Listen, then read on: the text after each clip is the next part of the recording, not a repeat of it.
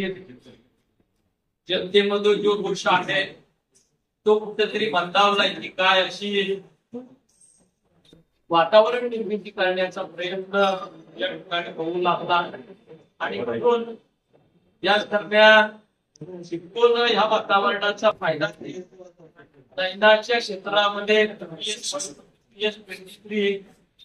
तब्बल 4000 कोटींचे रस्ते आणि महत्वाची विकास कामं त्या ठिकाणी टेंडर्स वगैरे प्रकाशित केले.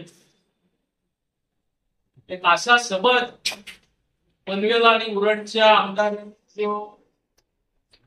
या ठिकाणी नागरिकांमध्ये नैनाला पाठिंबा देण्याचा मेळावा दिला होता. त्याच्यानंतर निर्माण केला आणि त्या अनुषंगानं मोठ्या प्रमाणात विकास कामांचे टेंडर वगैरे काढले गेले.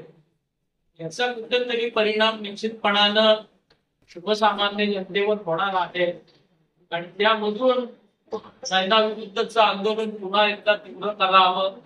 पनवेल महानगरपालिकेच्या प्रॉपर्टी टॅक्स असेल, शासकीय असेल, या विषयाच्या बाबतीत त्या आंदोलनाला पुन्हा गती द्यावी या उद्देशानं परवा झालेल्या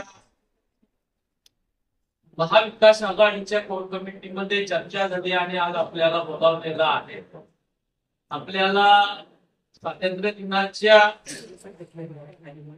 दिवशीच आम्ही आमंत्रित केलं. आपण मोठ्या संख्येनं आलात, आपलं स्वागत आहे आपल्या साऱ्यांना आणि आपल्या माध्यमातून जनतेला स्वातंत्र्य दिनाच्या मनापासून शुभेच्छा देत असताना महाविकास आघाडीच्या वतीनं 17 तारखेला 10 वाजता विरूपाक्ष मंडल कार्यालय पनवेल या ठिकाणी त्या क्षेत्रात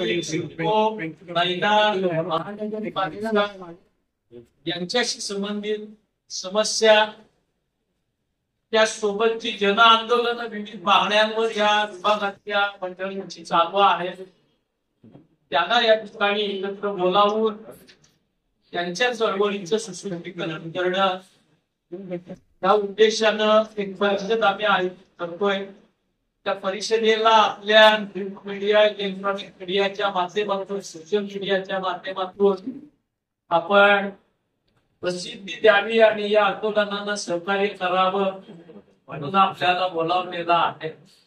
आपण बघतोय की शेजारच्या नवी मुंबई महानगरपालिकेमध्ये 500 स्क्वेअर फुटाच्या घरांना परवाच करमाफीचा निर्णय